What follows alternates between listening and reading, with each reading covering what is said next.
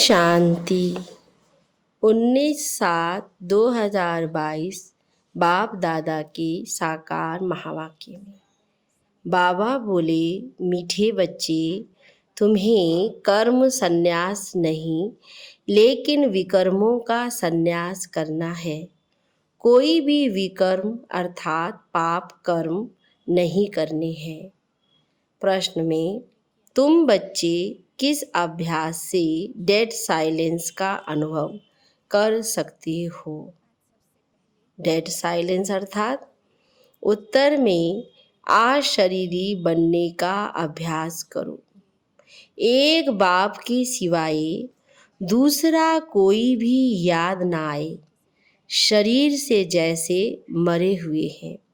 इसी अभ्यास से आत्मा डेड साइलेंस की अनुभूति कर सकती है।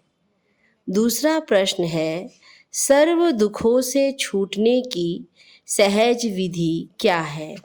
उत्तर में ड्रामा को अच्छी रीति बुद्धि में रखो। हर एक पाठधारी को साक्षी होकर देखो तो दुखों से छूट जाएंगे। कभी किसी बात का धक्का नहीं आएगा। गीत बजा है ओम नमो शिवाय। ओम शांति। यह जो गीत में अक्षर निकलते हैं, शिवाय नमः, यह भक्ति के वचन है।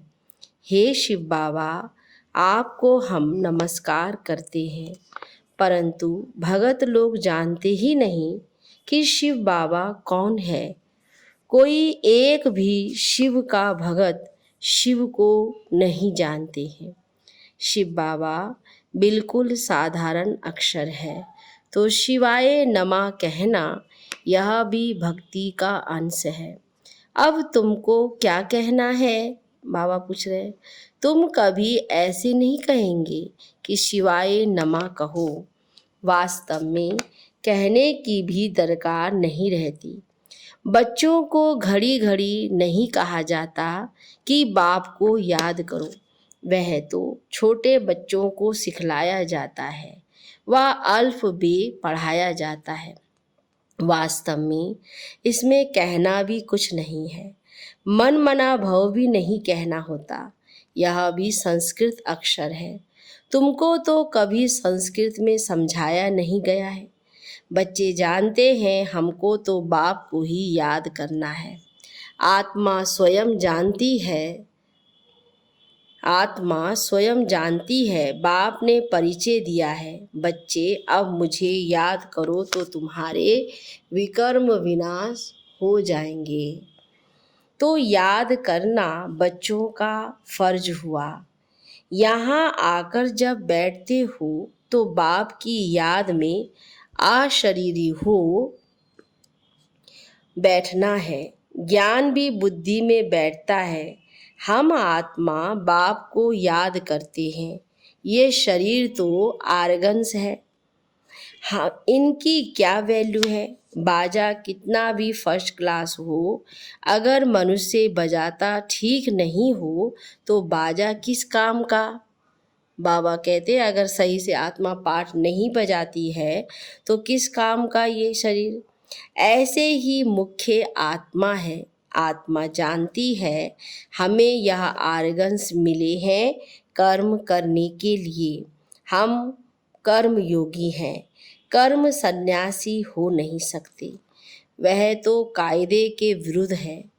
विकर्मों का सन्यास किया जाता है कि हमसे कोई विकर्म ना हो, पाप ना हो। बाबा हम बच्चों को समझा रहे हैं विकर्मों का विनाश करना है, बाकी कर्म का सन्यास नहीं करना है।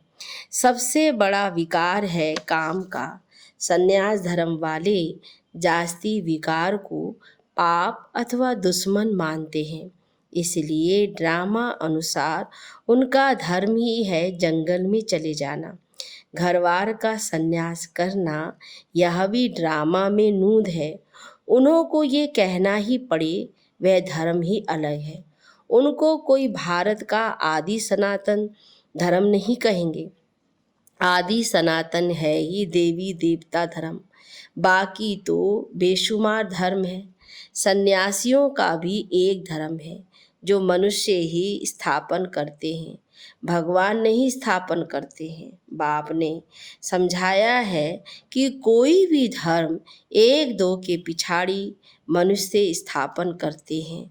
तुम ऐसे नहीं कहेंगे कि परमपिता परमात्मा ने कोई क्रिश्चियन धर्म स्थापन किया, वह सन्यासियों के निवृत्ति मार्ग का धर्म स्थापन किया। नहीं, गाया ही हुआ है, परमपिता परमात्मा ब्राह्मण, देवता, क्षत्रिय धर्म स्थापन करते हैं और कोई भी धर्म भगवान नहीं स्थापन करते। ड्रामा अनुसार हर एक अपना अपना धर्म स्थापन करते हैं। ऐसा भी नहीं कि परमात्मा किसको कहते हैं कि फलाने जाओ जाकर स्थापन करो, ये तो बना बनाया ड्रामा है। हर एक को अपने समय पर आकर अपना धर्म स्थापन करना है, क्योंकि पवित्र आत्मा है। पवित्र आत्मा बिगर कोई कब धर्म स्थापन कर नहीं सकते, कायदा नहीं। आत्मा आकर धर्म स्थापन करती है और पवित्र रहती है, और सब धर्म मनुष्य स्थापन करते हैं। यह एक देवी देवता धर्म बाप स्थापन करते हैं, क्योंकि उनको कहा जाता है कि पतित पावन आकर नई दुनिया बनाओ। बुद्धि कहती है भारत पावन था, अब पतित है, इसलिए पुकारते हैं। पावन दुनिया में तो कोई पुकारेंगे नहीं। मनुष्य तो जानते ही नहीं कि पावन दुनिया कब होती है, पुकारते ही रहते हैं, अंत तक पुकारते रहेंगे, यानी याद करते रहेंगे। वह इन बातों को समझेंगे नहीं जितना तुम समझते हो। तुम्हारी ये पढ़ाई है, ये पाठशाला है परमपिता परमात्मा की। यह भी प्रश्न बोर्ड पर बनवा कर लिखाओ, गीता का भगवान कौन। एक तरफ लिखो बाप की महिमा, वह मनुष्य सृष्टि का बीज रूप सत्य है, चैतन्य है, ज्ञान का सागर है। तुम कृष्ण को पवित्रता का सागर नहीं कह सकते हो, क्योंकि वह जन्म मरण में आते हैं। बाबा का ये विचार बार बार चला है कि श्री कृष्ण की महिमा और बाबा की महिमा को अलग अलग रूप से लिख करके दिखाओ, ताकि आत्माओं को स्पष्ट हो कि परमात्मा का कर्तव्य क्या है और श्री कृष्ण का कार्य क्या है। श्री कृष्ण की भी महिमा लिखनी है, सर्वगुण संपन्न। इन बातों को मनुष्य तो एकदम भूले हुए हैं, रावण ने भुला दिया है। गीता का भगवान ही सृष्टि का रचयिता है, उनको भूल गए हैं। पहले नंबर की एक अर्ज भूल यह है, गीता का भगवान सिद्ध हो जाए तो सर्वव्यापी की बात भी निकल जाए। भगवान कभी ऐसे कह नहीं सकते कि मैं सर्वव्यापी हूँ। बाप कहते हैं कि मैं पतित पावन हूँ, मैं सर्वव्यापी कैसे हो सकता। एक एक से कितनी मेहनत करनी पड़ती है। बच्चों को समझाया गया है, जब यहाँ बैठते हो तो सिवाय एक बाप के और कोई को याद नहीं करो। परंतु जिनकी प्रैक्टिस नहीं, सारा दिन सर्विस में रहते हैं, वे निरंतर शिव बाबा को याद करें, ये बड़ा मुश्किल है। याद ना करने से वे डेड साइलेंस हो नहीं सकते। तुम अशरीरी बन जाते हो, गोया शरीर से मर जाते हो। मरता शरीर है, आत्मा थोड़ी ही मरती है। आत्मा कहती है मैं शरीर छोड़ता हूँ, मैं मरता हूँ। ये अक्षर कहना भी रॉन्ग है। आत्मा ने शरीर छोड़ा, ये राइट अक्षर है। ये समझ की बात है। आत्मा एक शरीर छोड़ दूसरा ले पाठ बजाती है। पाठधारी तो सब है ना, आत्मा पाठ बजाती रहती है। अभी तुम बच्चों को यह ज्ञान मिलता है, ड्रामा प्लान अनुसार उनको दूसरा शरीर ले फिर पाठ बजाना है। इसमें दुख हम क्यों करें। इस ड्रामा में हम एक्टर हैं, ये बात भूल जाती है। ड्रामा को जान जाएं तो दुख कभी हो नहीं सकता। तुम ड्रामा के आदि मध्य अंत को जानकर कहते हो फलानी आत्मा ने शरीर छोड़ा, जाकर दूसरा शरीर लिया। हर एक अपना पार्ट बजा रही हैं। भले तुमको ज्ञान मिला है तो भी जब तक परिपक्व अवस्था हो तब तक कुछ धक्का आ जाता है। रावण राज्य में जर्जरीय भूत हुआ है ना, तो झट धक्का आ जाता है। बाबा कहते जितना देभान में रहते हैं, शरीरों में प्यार रहता है, तो बाबा कहते कोई भी बात हो तो धक्का लग जाता है। सतयुग में कभी धक्का नहीं आता, वहाँ तो बैठे बैठे शरीर छोड़ देते हैं। अब नया शरीर जाकर लेना है, सर्प का मिसाल है ना। यहाँ तो ढेर रोने लग पड़ते हैं। कोई शरीर छोड़ देता है तो कितने लोग रोने लग जाते हैं। बाबा कहते हैं कहाँ कहाँ से आकर स्यापा करते हैं। सतयुग में ये बातें नहीं होती है। तुम संगम युग पर ही संगम युग पर ही रावण राज्य की रस्म रिवाज को जानते हो। राम राज्य में तुम रावण राज्य को नहीं जानते हो, फिर रावण राज्य में तुम राम राज्य को नहीं जानते हो। संगम पर तुम दोनों को जानते हो। बाबा आकर सारे ड्रामा के आदि मध्य अंत का राज समझाते हैं। फीलिंग आनी चाहिए कि बरोबर यह बात ठीक है। जब तक तुम ब्राह्मण नहीं थे तब तक कुछ नहीं जानते थे, तो ज्ञान बिगर मनुष्य तो जैसे जंगली है। गवर्नमेंट भी कहती है मनुष्य को पढ़ाई जरूर चाहिए। गाँवड़े वाले पढ़ते नहीं हैं, अपनी खेती बाड़ी में ही लगे रहते हैं, तो बाहर वाले कहते हैं यह तो जंगली है। हमको तो अब बाप बैठ पढ़ाते हैं। बाबा कहते 5 विकारों में फंस करके हम आत्माएं भी जंगली हो गए थे। अब बाप आकर के सच्चा सच्चा ज्ञान से आत्मा को भरपूर करते हैं तो समझदार बनते हैं। हमको तो अब बाप बैठ पढ़ाते हैं।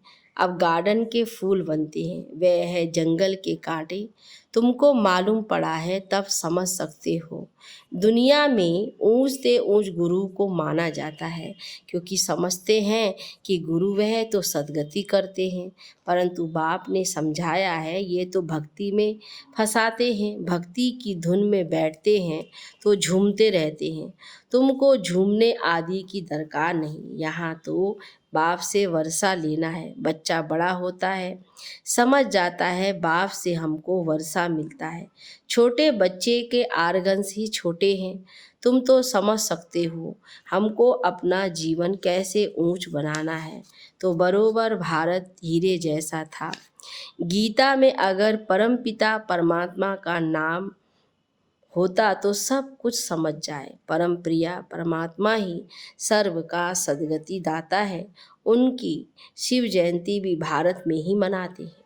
वास्तव में भारत तो सबसे बड़ा तीर्थ है।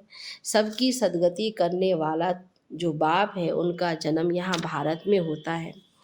अभी तुमको पता पड़ा है बाप कैसे भारत देश में आते हैं। अब कौन सा तीर्थ स्थान ऊंच मानेंगे? जरूर भारत को ही मानना पड़े। शिव के मंदिर तो जहाँ तहाँ हैं। सब धर्म वाले जहाँ भी शिव का मंदिर देखेंगे तो जाकर शिव बाबा पर हार चढ़ाएंगे। अगर जान जाए कि शिव बाबा ही है जिसने हम सब की सद्गति की है तो भटकना भी छूट जाए। भारत को ही अविनाशी सचखंड कहते हैं। भारत कभी विनाश नहीं होता है, यह भी तुम जानते हो। भारत में जब देवी देवता धर्म था तो और धर्म वाले वह खंड नहीं थे। तुम बच्चे जानते हो बाप अभी यहाँ फैमिली सहित बैठा है। यह ईश्वरीय फैमिली है और वह है आसुरी फैमिली। तुम्हारे में भी कोई कोई हैं जो अच्छी तरह से समझते हैं, शुद्ध अहंकार में रहते हैं। देह अभिमान है, अशुद्ध अहंकार। देवताओं के चेहरे पर कितना हर्षितपना रहता है। तुम्हारा शुद्ध अहंकार गुप्त है। आत्मा को बहुत खुशी होती है। ओहो, कल्प बाद फिर से बाबा मिला है। हमको राज्य भाग्य का वर्षा देने के लायक बना रहे हैं। बड़ी खुशी रहनी चाहिए। तुम्हारे अगेंस्ट बहुत है। तुम्हारी एक बात है ईश्वर सर्वव्यापी नहीं है और दूसरा गीता का भगवान कृष्ण नहीं है। इसलिए बाबा कहते हैं बहुत लोग तुम्हारे खिलाफ जाते हैं। ये है मुख्य दो भूलें।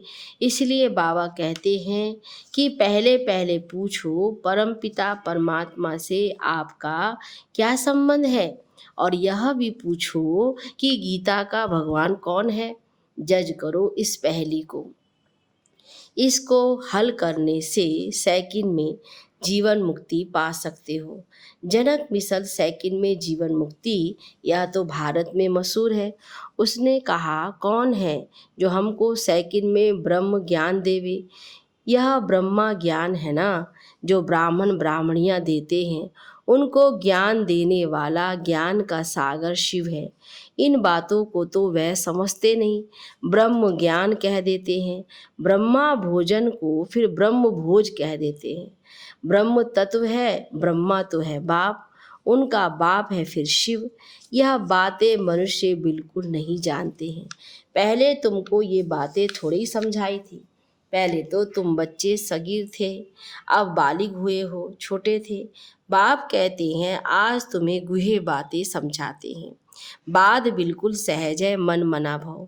जैसे बीज और झाड़ का विस्तार कितना लंबा है, समझाते रहते हैं। अभी हम त्रिकालदर्शी बन गए हैं, रचयिता और रचना के आदि मध्य अंत का जान गए हैं। इस समय तुम्हारे सिवाय और कोई सृष्टि के आदि मध्य अंत को नहीं जानते हैं। हम भी नहीं जानते थे, अभी तुम समझते हो। सबसे जास्ती भक्ति शुरू हुई है। हमारी उतरती कला होती गई है, चढ़ती कला होती है तो सर्व का भला होता है। उतरती कला में किसका भला होता है क्या, ये सब समझने की बातें हैं। यह भी ड्रामा में नूंद है। ये बड़ी अच्छी टॉपिक है, गीता का भगवान कौन। इस पहेली को हल करने से तुम बाप का वर्षा पाकर विश्व का मालिक बन सकते हो। मनुष्य विश्व का मालिक निराकार को समझते हैं, परंतु विश्व तो सृष्टि को कहा जाता है। बाप विश्व का मालिक नहीं बनता। बाप कहते हैं मैं निष्काम सेवाधारी हूँ, तुम मोस्ट बिलवेड चिल्ड्रन हो, मैं तुम्हारा ओबिडेंटली सर्वेंट हूँ। बाबा बच्चों को हमेशा कितनी ऊंची नज़र से देखते हैं कि बच्चे मैं तो तुम बच्चों की सेवा में हाजिर हुआ हूँ, और तुम बच्चे मेरे मीठे मीठे चिल्ड्रन बच्चे हो। तुम पुकारते ही हो कि हे पतित पावन आओ, आकर पावन बनाओ। हाजिर सरकार आया हूँ। बाप बच्चों का सर्वेंट ही है, फिर कोई कपूत भी निकल पड़ते हैं। बाबा इतना ऊंचा ज्ञान से भरपूर करते हैं, फिर कोई कपूत भी निकल पड़ते हैं। बाप तो निराकारी निरहंकारी गाया हुआ है। ऊंच से ऊंच भगवान और फिर उनका यह रथ। कई बच्चे कहते हैं हम शिव बाबा के रथ के लिए कपड़ा भेज देते हैं। रथ की तो हम खातिरी कर सकते हैं ना, शिव बाबा तो खाते नहीं, किसकी खातिरी करें। इनकी ड्रेस तो वही चली आ रही है, कोई अहंकार नहीं, कोई चेंज नहीं। इनको देखकर समझते हैं ये तो जौहरी था, ये कैसे प्रजापिता हो सकता। अरे इसमें मूंझने की क्या बात है, आकर समझो। बाबा कहते जहाँ नहीं समझ में आता आके समझो। बाबा तो ऊंच से ऊंच है, हम ब्रह्मा मुख द्वारा वंशावली बने हैं। हमारा हक लगता है विश्व का मालिक बनने का। अच्छा मीठे मीठे सिक्की लदे बच्चों प्रति माता पिता बाप दादा का याद प्यार और गुड मॉर्निंग। रूहानी बाप की रूहानी बच्चों को नमस्ते, रूहानी बच्चों की रूहानी बाप दादा को गुड मॉर्निंग, नमस्ते बाबा नमस्ते। धारणा के लिए मुख्य सार। पहली पॉइंट में अशुद्धता को छोड़ शुद्ध अहंकार में रहना है। अशुद्धता को छोड़ शुद्ध अहंकार में रहना है। ये चेहरा देवताओं जैसा सदा हर्षित रखने के लिए अपार खुशी में रहना है। दूसरी पॉइंट में बाप दादा समान निरअहंकारी बनना है। सेवाधारी बनकर सबूत देना है, कभी कपूत नहीं बनना है। वरदान बाबा ने दिया, एक बाप दूसरा ना कोई। इस स्थिति द्वारा सदा एक रस और लवलीन रहने वाले सहज योगी भव। एक बाप दूसरा ना कोई। जो बच्चे ऐसी स्थिति में सदा रहते हैं उनकी बुद्धि सार रूप में सहज स्थित हो जाती है। जहाँ एक बाप है वहाँ स्थिति एक रस और लवलीन है। अगर एक के बजाय कोई दूसरा तीसरा आया तो खिटखिट होगी। इसलिए अनेक विस्तारों को छोड़ सार स्वरूप का अनुभव करो। एक की याद में एक रस रहो तो सहज योगी बन जाएंगे।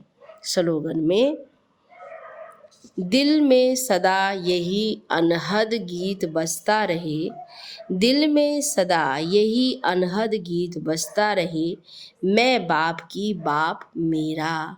अच्छा, ओम शांति।